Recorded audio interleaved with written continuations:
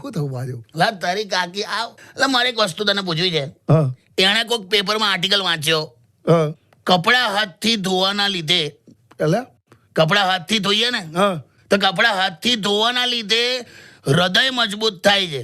એમ એટલે સ્ત્રીઓને કે એટેક ઓછા આવે, જેમ પેલું ફિઝિકલ એક્સરસાઇઝ થાય ને. હા તો હવે તારી કાકીમાં ફોન કરીને કેવું કહે છે હા કે કાલથી કપડા કે તમે ધુઓ.